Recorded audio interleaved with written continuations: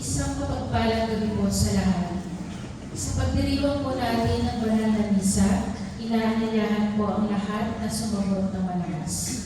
Nakadisplay po ang mga sagot sa monitor screen. Maraming salamat po. Muli, isang mapagpalang gabi po sa lahat.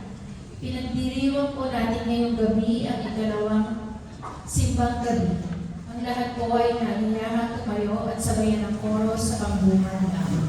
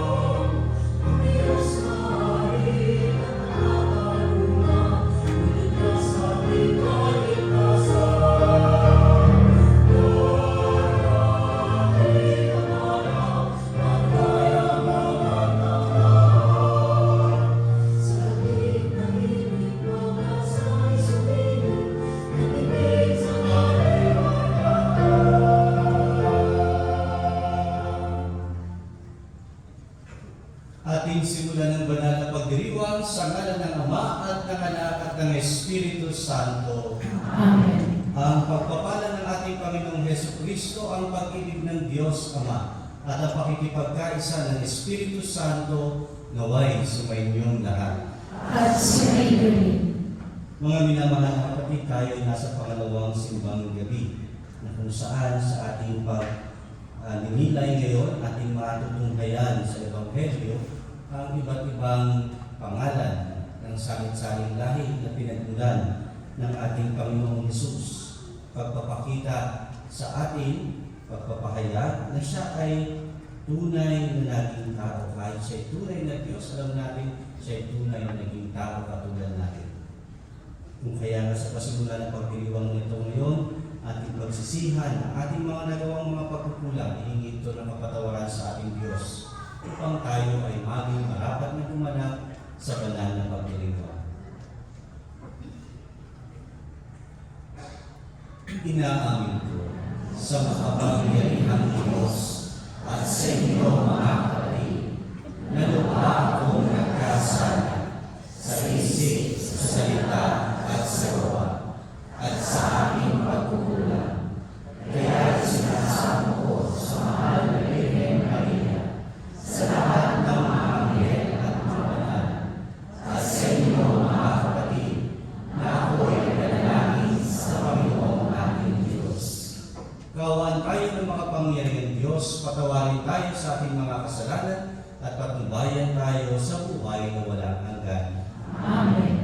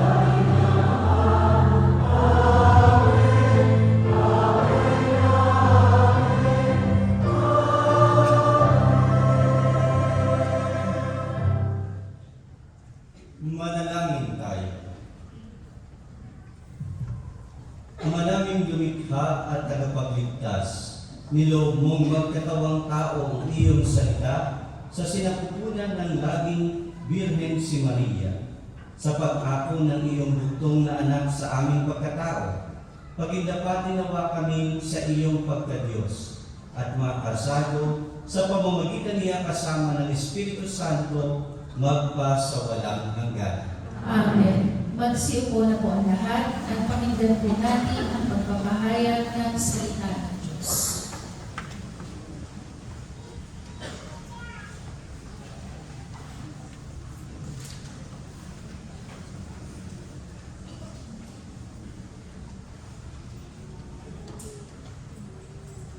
Pagbasa mula sa aklat ng Henesis. Noong mga araw na iyon, tinawag ni Jacob ang mga anak niya at kanyang sinabi, "Kayo mga anak, magsilapit sa akin. Akong inyong ama ay sumandaling dingding.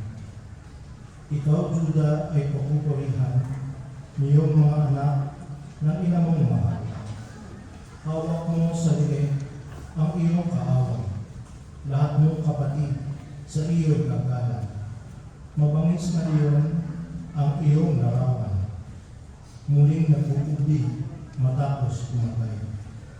Ang tulad ni Juday, leong nangihina, walang mga ngas lumapit sinuman.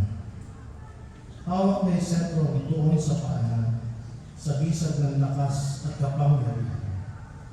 Ito'y tataglayin hanggang sa dumatag, ang tunay na hari dito'y magtatama." Ang salita ng Diyos. Salamat sa Diyos.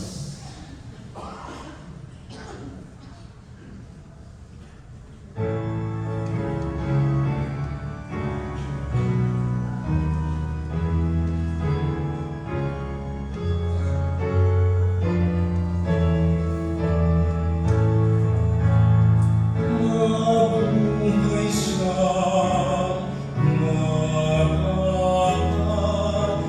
sa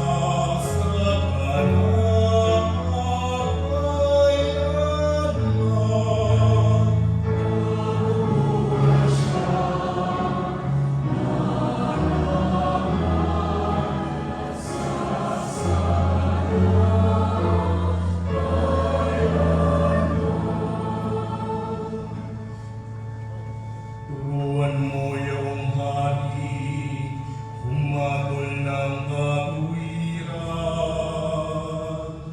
Sa taglay mong katarungan, O Diyos, siya'y bahaginan.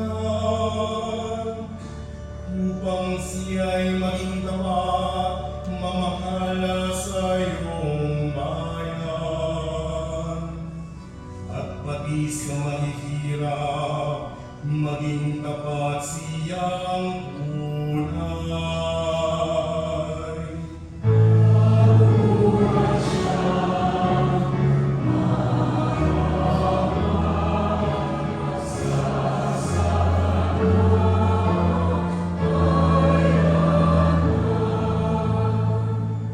Ang lupain nawa niya'y umunlad at malagana.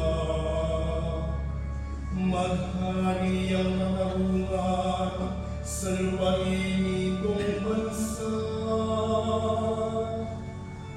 Maging tapat itong hari sa paghatol sa mahirap.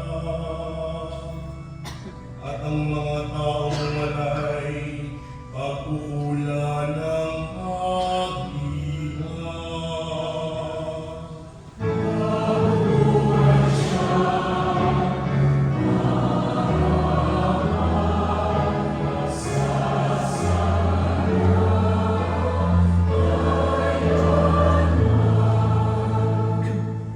Yang buhay na magpuwi sa kaniyang kapanahunan. Madama ng bansa niya at umunlad habang buhay. Yung kaniyang kaharian ay palawak ng palawak.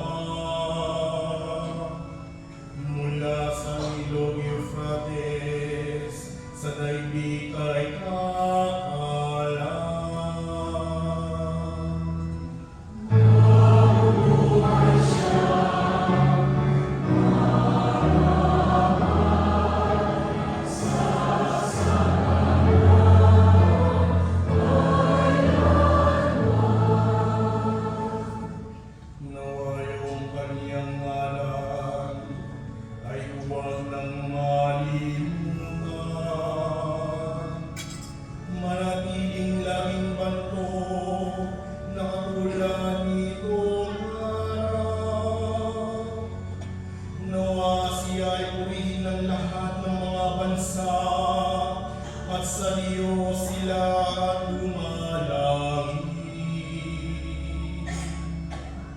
Panginoon, pagpalagin kaming lahat tulad niyang pinatala.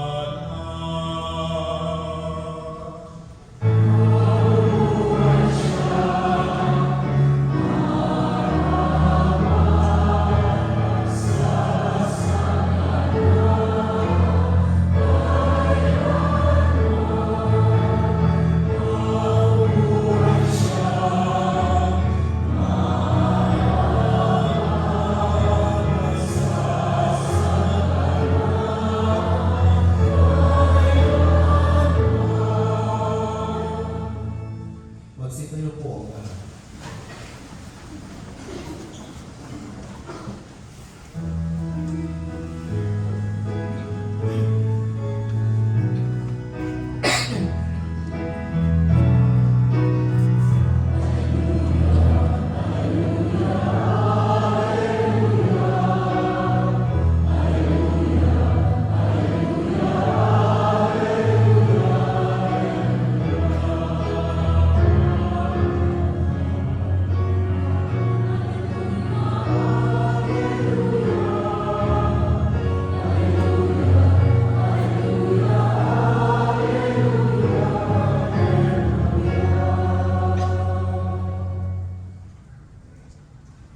Sumainyo ang Panginoon.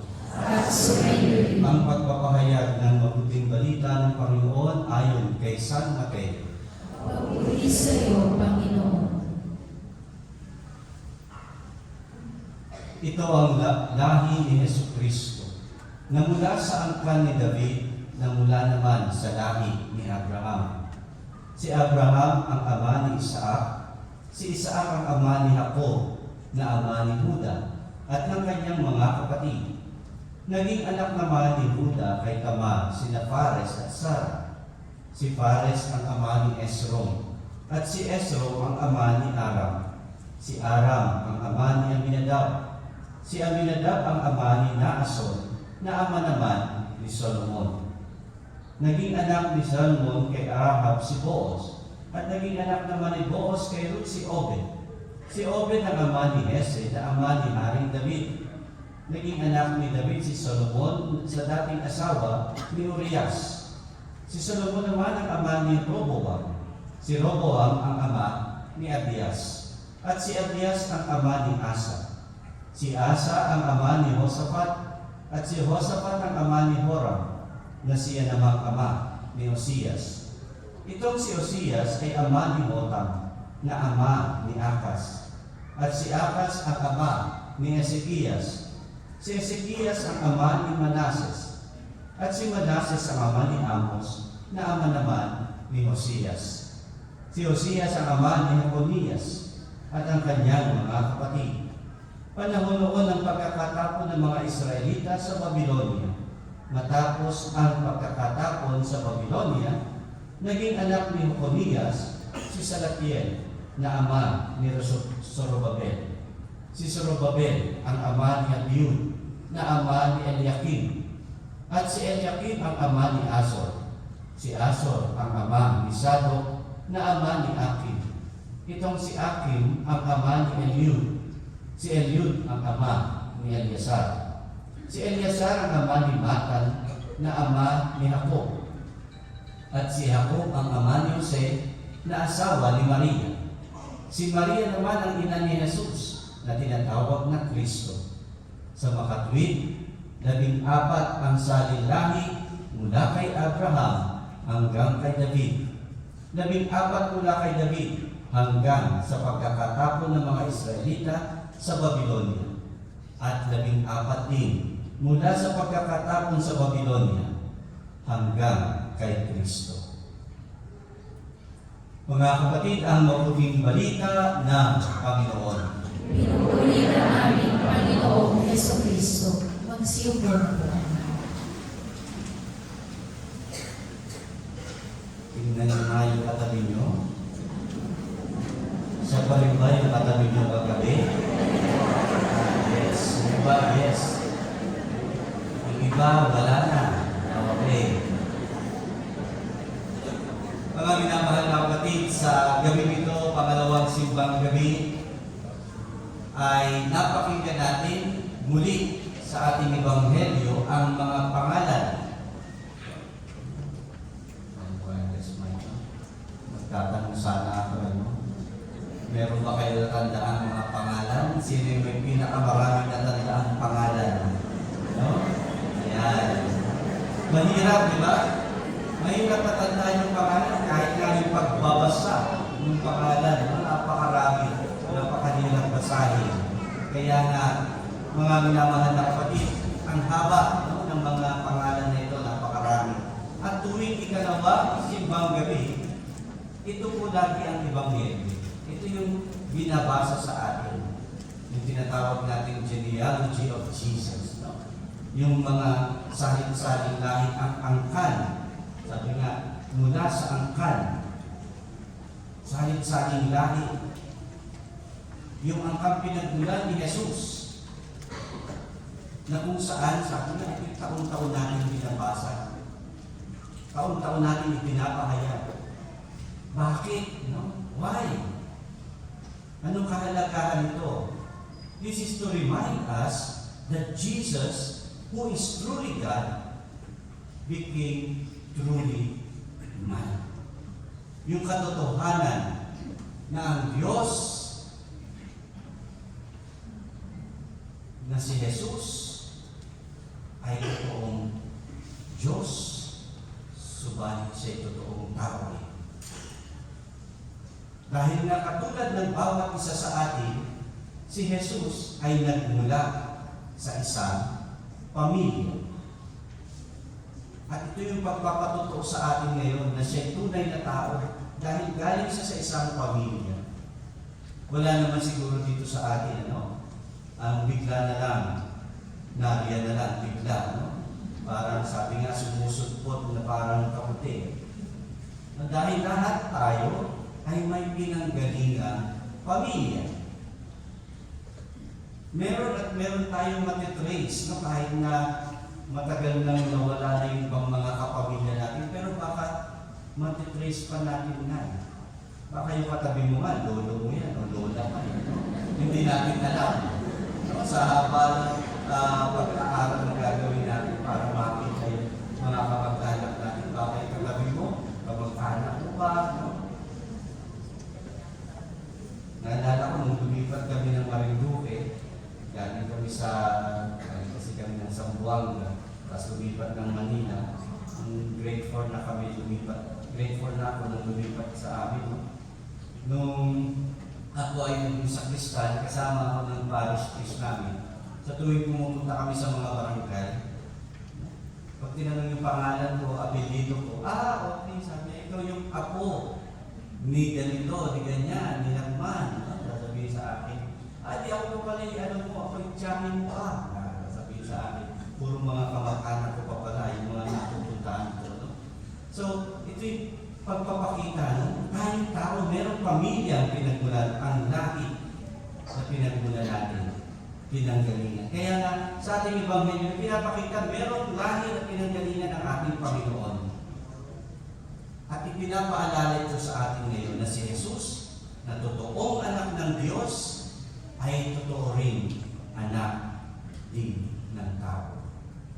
Subalit, hindi lamang ito yung mahalaga. Meron pang mas malalim na bagay na itinuturo sa atin ngayon ang salot-saling lahi ng ating Panginoon. Ipinapakita dito sa atin sa pagkukwento ng mga lahi na ito ng pinanggalingan ni Jesus mula kay Abraham. At ang pinakakatapusan ng kwento ay ang kapanganakan ni Jesus. Pagpapakita ng kasaysayan ng tao. Na doon sa kasaysayan ng tao, pinasok ito ng Diyos. Kaya nga yung kasaysayan ng tao, naging kasaysayan ng Diyos. Yung kwento ng tao, naging kwento ng Diyos. At kung titignan natin mabuti ang ebanghelyo, kung wala si Jesus doon sa huling bahagi, para lamang itong kwento ng mga lahi na hindi naman natin kilala. Isang lahi na alam natin na yung iba makasalanan, yung iba naman mga leader mabubuti. Pero alam natin na hindi perfecto itong mga lahi na nandito. Subalit ang pinakahuli, kaya naging mas mahalaga ang salit-saling lahi na ito, sapagkat ang pinakakatapusan ay walang iba kundi si Kristo. Kaya hindi naging ordinaryo yung salit-saling lahi na ito dahil kasama si Jesus sa lahi ito. Kung wala si Jesus sa kwento ito ng pamilya o lahi na ito, parang kwento lang ito ng mga magagaling ng mga tao at mga maigi ng mga tao. Kaya nga, hindi lang ito naging kwento ng tao, kundi naging kwento ng kaligtasan ng tao. Dahil kasama si Jesus. Si Jesus na naging tagapagligtas ng sangkatauhan. Kaya nga, yung genealogy ni Jesus Christ ay nagpapakita sa atin na ginusto ng Diyos, nasa plano ng Diyos, ginusto ng Diyos na pumasok sa ating kasaysayan.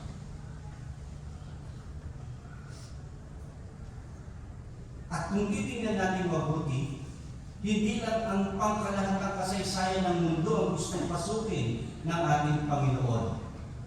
Gusto rin niyang pasukin o makapasok sa bawat kwento, sa bawat istorya ng buhay ng bawat isa sa atin. Kaya nga ang paanyaya ng Diyos sa atin ngayon, tanggapin natin si Jesus na gustong maging bahagi ng ating buhay, ng kwento o istorya ng ating buhay. Nais marahil ni Jesus na pumasok sa kwento ng buhay mo ngayon. Ano na nga bang nangyayari sa iyong buhay? Marahil gusto pumasok ni Jesus sa istorya ng buhay ninyo mag-asawa. Marahil gusto pumasok ni Jesus sa kwento ng inyong mag-anak. Nais ng ating Panginoong Jesus na maging bahagi ng kwento ng buhay ninyo sa bawat lugar na pinagtatrabahuhan ninyo. Nais ni Jesus na maging kabahagi ng kwento ng kasaysayan, marahil kahit sa politika, sapagkat pag hinayaan natin na si Jesus ay kasama sa kwento ng buhay natin, dito natin mararanasan ang tunay na kaligtasan. Alam po natin na kadalasan, pag nawawalan na ng direksyon ng buhay natin, pag nagkakaloko-loko na yung buhay natin, kasi ginagawa natin yung kwento ng buhay natin, yung kasaysayan natin, na hindi kasama ang Diyos, hindi kasama si Jesus. Sabi nga, if we remove Jesus from history, and we will be left with the history of sin, of evil, of weaknesses. Pero pag nilagay natin si Jesus sa mga kwento ng buhay natin, tiyak na ito ay magiging kwento na puno ng habag, puno ng pag-ibig, puno ng kaligtasan. Kaya nga, magandang makita natin sa pagbubuo natin ng kwento ng buhay natin. Nasaan na ba tayo ngayon sa paglalakbay ng buhay natin? Kasama ba natin si Jesus? Hinahayaan ba natin siyang isama sa kwento ng buhay natin ngayon? Itong mga simbang gabi ito, magandang paraan na kung saan isama natin si Jesus. Sa bawat araw ng pagsasakripisyo natin, sa bawat araw na tayo ay tumatanggap sa kanyang banal na katawan at dugo sa Eucharistia. Isama natin siya sa kwento ng ating buhay. Tayo ay nagpapatotoo ng mabuting balita. Sabi nga kahapon, tanong natin, tayo nga ba ay nagiging makatotohanan sa ating buhay bilang Kristiyano Katoliko? Nagpapatotoo ba tayo sa mabuting balita?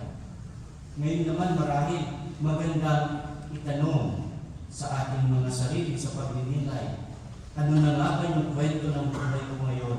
Nasaan ay ako sa yugto ng buhay ko ngayon? Kasama ba si Jesus sa kwento ng buhay ko? Ito marahil magandang pagnilayan natin sa pag-uwi natin sa gabi ito. Sapagkat kung makita natin sa ating pagninilay na hindi pala natin kasama si Jesus, may pag-asa, may pagkakataon pa. Idagdag natin si Jesus.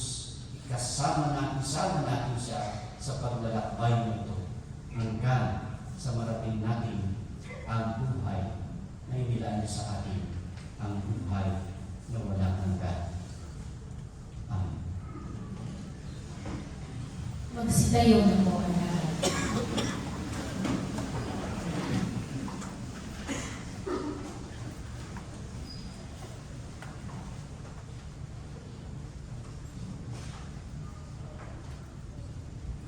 Humiling tayo sa ating Diyos Ama, mga kapatid ng pusong bukas sa Kanyang karunungan habang ating hinihintay ang pagdating ng Kanyang anak. Manalangin tayo.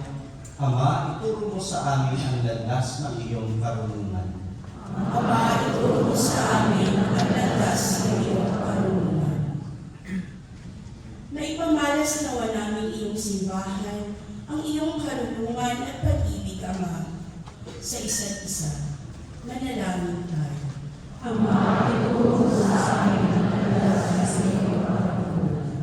Gabayan mo ang aming mga lingkod bayan sa kanilang mga tungkulin. Manalangin tayo. Ama, ituro mo sa amin ang landas ng iyong karunungan. Itinataas namin sa iyo, Ama, ang aming mga pasanin at pagdurusa. Tulungan mo kami sa pamamagitan ng iyong mapagmahal at makapangyarihang karunungan. Manalangin tayo. Ama, ituro mo sa amin ang landas ng iyong karunungan. Yakapin mo sa iyong mga bisig ang mga namayapa naming mahal sa buhay. Manalangin tayo. Ama, ituro mo sa amin ang landas ng iyong karunungan. Sa ilang sandali na katahimikan, itaas natin sa Diyos ang ating mga personal na kahilingan, ganun din ang lahat ng mga may intensyon sa mga araw nito ng simbang.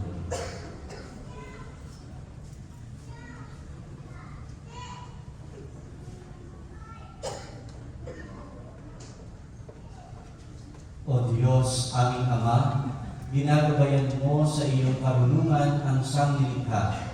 Halina at ituro sa amin ang landas ng iyong karunungan habang matiyaga namin hinihintay ang iyong pagkakatawang tao sa iyong anak na si Jesus, ang aming dakilang manunubos. Amen. Sige, bigyan na natin.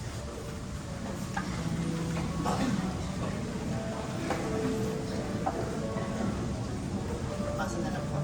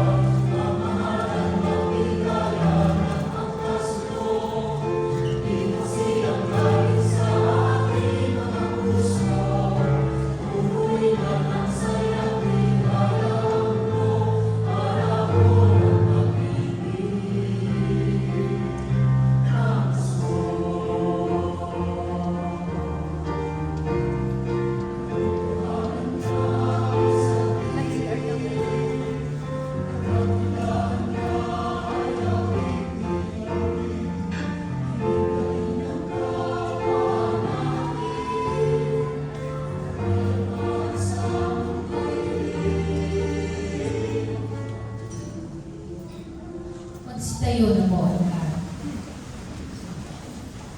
Manalangin kayo mga kapatid upang ang paghahain natin ay kalugdan ng Diyos, Ama makapangyarihan. Tanggapin nawa ng Panginoon itong paghahain sa iyong mga kamay, sa kapurihan niya at karangalan, sa ating kapakinabangan at sa buong sambayan niyang banal. Ama naming lumikha, gawin mong banal ang mga alay ng iyong sambayanan upang sa kagalang-galang na pagdiriwang na ito, kami ay pagindapatin mong makagkasalo-salo sa pagkain ibinibigay mo sa pamamagitan ni Jesucristo kasama ng Espiritu Santo magpasawalang hanggan. Amen. Sumainyo ang Panginoon. At sumayin rin, Itaas sa Diyos ang inyong puso at diwa. itinaas na namin sa Panginoon. Pasalamatan natin ang Panginoong ating Diyos. Marapat na siya ay pasalamatan. Ama naming makapangyarihan, tunay ngang marapat na ikaw ay aming pasalamatan sa pamamagitan ni Jesucristo na aming Panginoon. Sa pagsusugo mo sa Kanya, ipinahayag ng lahat ng mga propeta ang pagsilang niya ay pinanabikan ng mahal na Birheng Kanyang inang tunay sa kapangyarihan ng Espiritong Banal. Sa pagdating niya ay inilahad ni San Juan Bautista sa kanyang pagbibinyag. Ngayong pinaghahandaan namin ang maligayang araw ng kanyang pagsilang, kami nananabik at nananalangin, lubos na makaharap sa kanyang kadakilaan. Kaya karsan mga anghel na nagsisiawit ng papuri sa iyo nang walang humpay sa kalangitan, kami nagpupunyi sa iyong kadakilaan.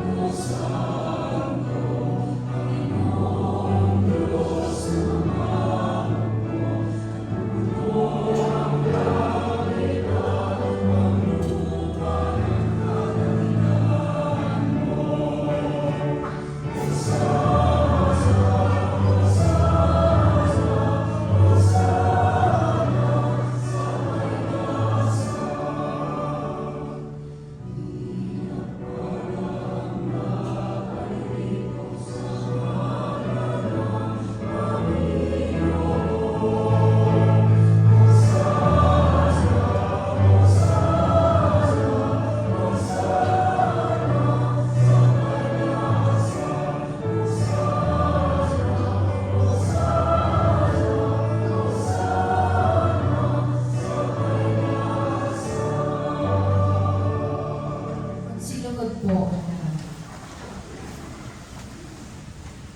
Ama naming banal, ikaw ang bukal ng tanang kabanalan. Kaya sa pamamagitan ng iyong Espiritu, gawin mong banal ang kaloob na ito upang para sa aming maging katawan at dugo ng aming Panginoong Jesucristo. Bago niya pinagkaisang kusang loob na maging handog, hinawakan niya ang tinapay, pinasalamatan kaniya. Pinaghati-hati niya iyon, iniabot sa kanyang mga alagad at sinabi, "Tanggapin ninyong lahat ito at kanin. Ito ang aking katawan na ihahandog para sa inyo."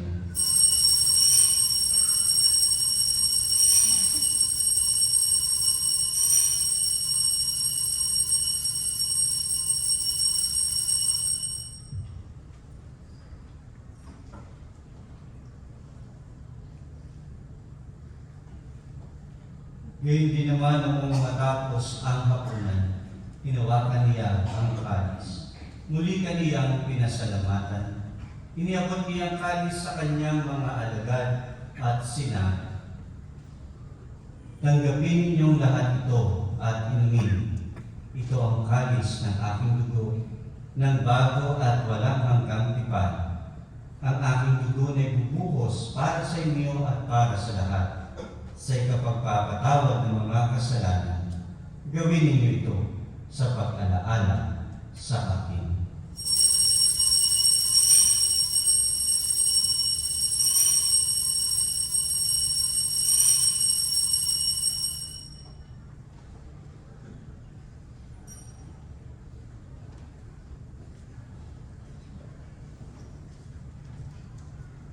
Ipagbunyi natin, ipahayag nating lahat ang misteryo ng pananampalataya.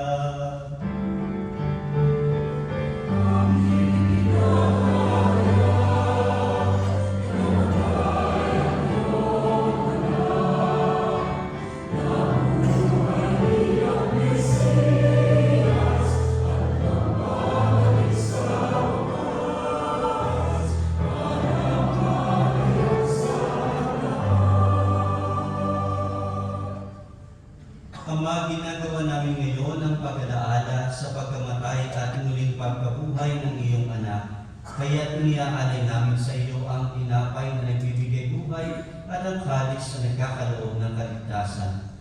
Kami nagpapasalamat dahil kami iyong minarapat na tumayo sa harap mo para maglingkod sa iyo.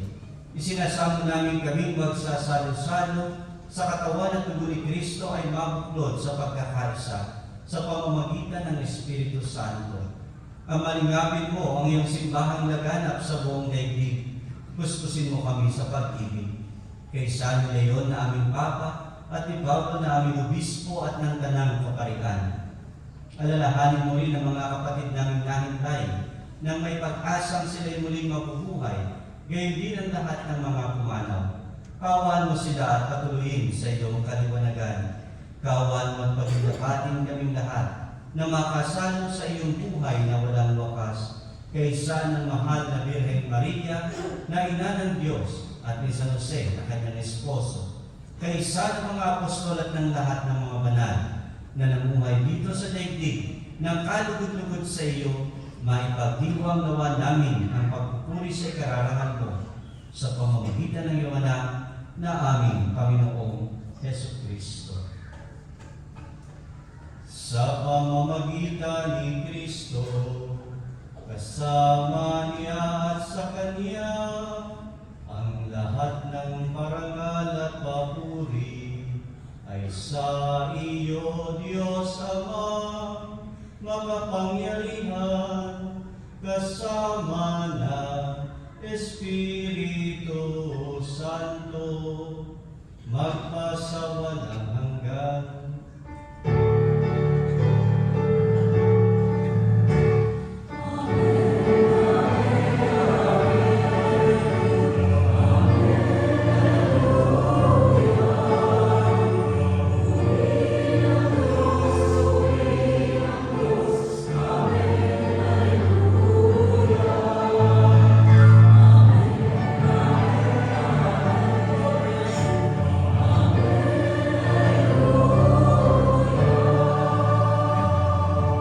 Magsitayo na po ang lahat.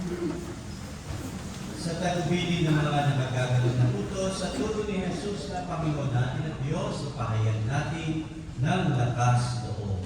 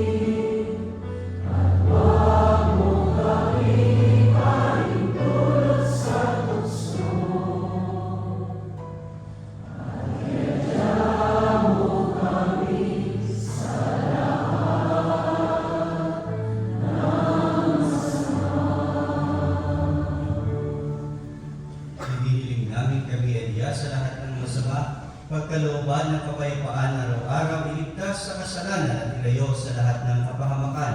Samantalang aming pinananabikan ang dakilang araw ng pagpapahayag ng tagapagligtas namin si Hesus Kristo. Sapagkat iyo ang kaharian, ang kapangyarihan, at ang kapurihan, magpakailanman. Amen. Panginoong Hesus Kristo, sinabi mo sa iyong mga apostol, kapayapaan ang iniiwan ko sa inyo. Ang aking kapayapaan ang ibinibigay ko sa inyo.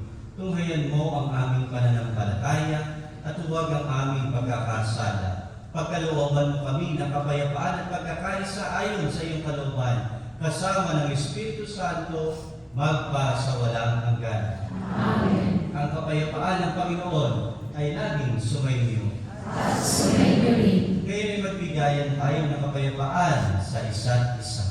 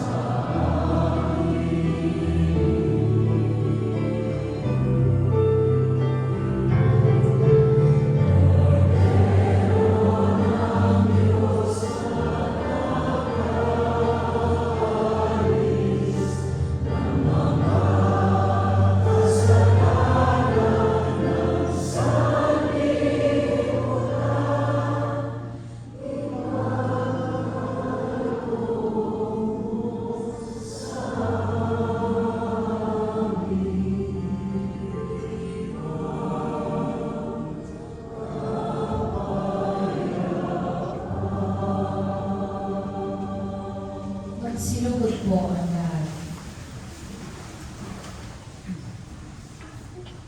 Mga kapatid ko si Kristo, ang kordero ng Diyos, siya na nagtalis ng kasalanan ng sanlibutan, mapalad tayong inanyayahan sa kanyang piging. Panginoon, hindi ako karapat-dapat na magpatuloy sa iyo. Hindi sa isang salita mo lamang ay gagaling ako.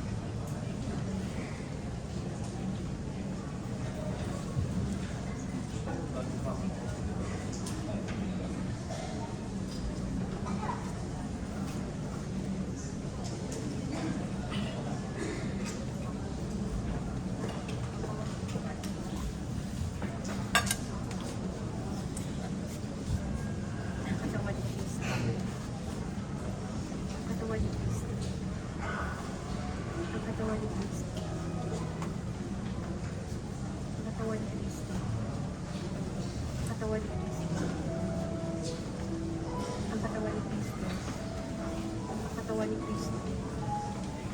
Katawan ni Kristo. Katawan ni Kristo. Katawan ni Kristo. Katawan ni Kristo. Katawan ni Kristo. Ang katawan ni Kristo. Ang katawan ni Kristo. Ang katawan ni Kristo. Ang katawan ni Kristo. Ang katawan ni Kristo. Ang katawan ni Kristo. Ang katawan ni Kristo. Ang katawan ni Kristo. Ang katawan ni Kristo. Ang katawan ni Kristo. Ang katawan ni Kristo. Ang katawan ni Kristo. Ang katawan ni Kristo. Ang katawan ni Kristo. Ang katawan ni Kristo. Ang katawan ni Kristo. Ang katawan ni Kristo. Ang katawan ni Kristo.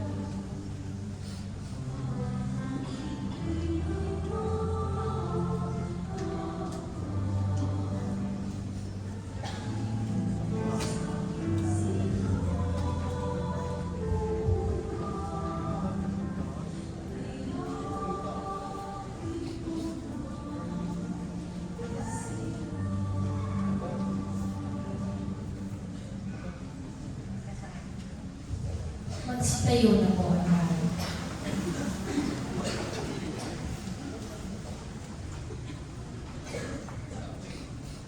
Manalangin tayo. Ama namin mapagmahal, kami pinapagsalo mo sa iyong piging ay pag-alapin nawa ng iyong Espiritu sa pananabik na magliwanag sa piling ng dumarating na si Yesu Kristo na namamagitan kasama ng Espiritu Santo magpasawalang hanggan. Amen. Magsipong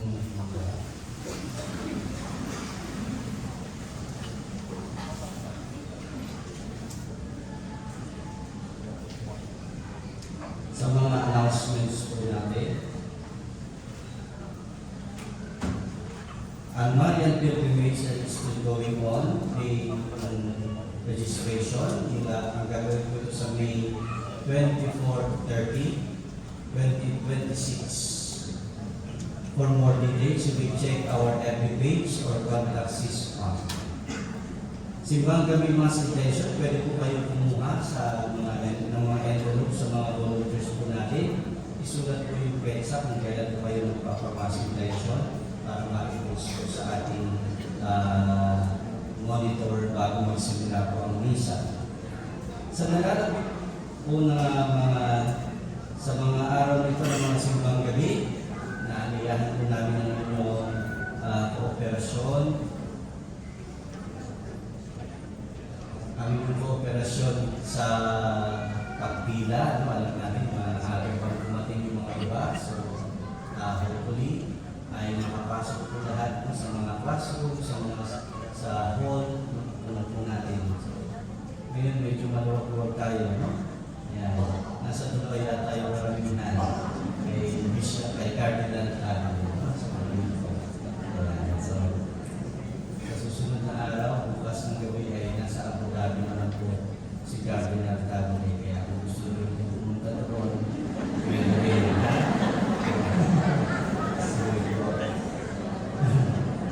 Ang nagtanayos pong mag-offer sa loob ng misa at nahihiya po po dalhin ay pwede rin po ibigay sa mga volunteers natin. Sila po ang magdadala dito sa harapan. So maraming salamat po sa mga nag-offer.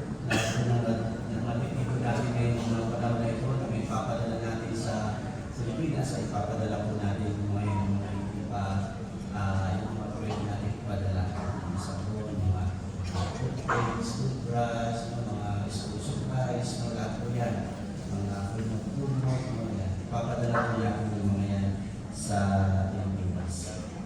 At pakipaalaala po yung mga software po natin muli, no? Huwag po nilalagay po sa mga buslo, ihalay po sa misa, para hindi po halo-halo. At muli po ay maraming salamat po sa inyong pakikisa sa ating mga gawain ngayong panahon ito na simbang gabi. Yung mga nagnanais pong tumanggap ng sakramento ng kumpisal, meron po tayong makumpisal dito sa parokya. Lahat po kami mga pari, may schedule po simula 5:45 ng umaga hanggang alas 11:30 ng umaga. No? Meron po umupo dyan sa ating mga confession box. At yun din po simula alas 5 ng hapon hanggang ngayong gabi. No? Meron po mga pari dyan sa labas, kung nasa mga opisina, pwede po kayo pumunta sa kanila ng kumpisal.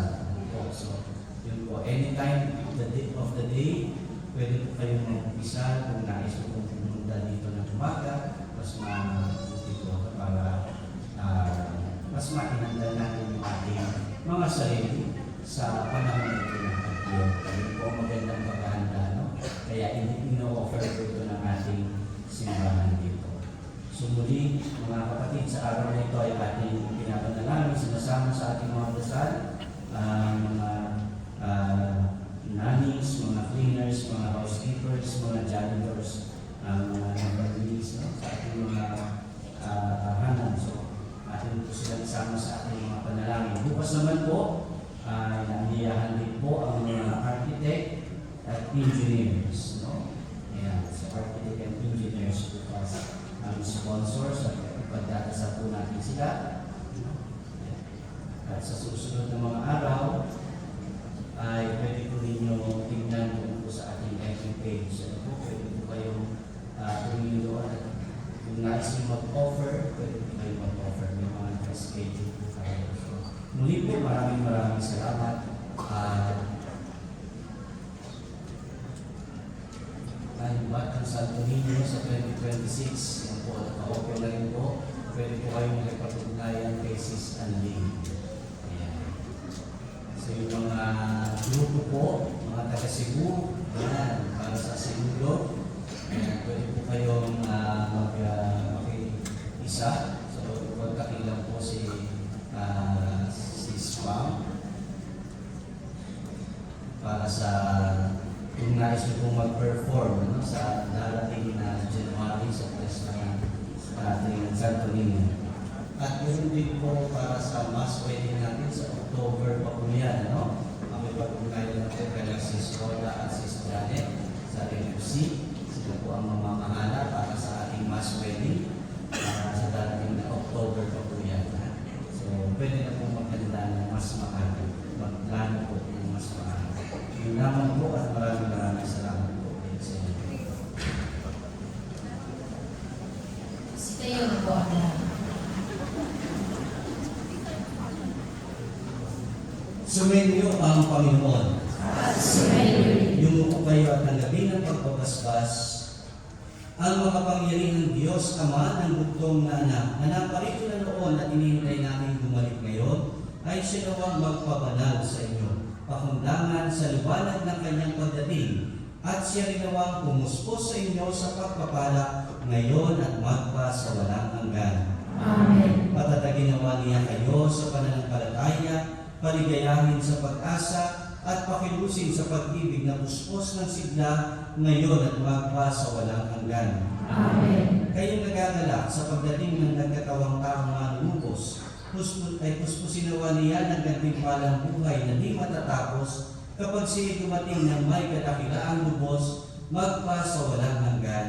Amen. At pagpalain kayo at ang inyong pamilya ng makapangyarihang Diyos, Ama at Anak at Espiritu Santo. Amen. Tapos sa ating pagdiriwang, umayo kayo, taglay ang kapayapaan at pag-ibig ni Kristo.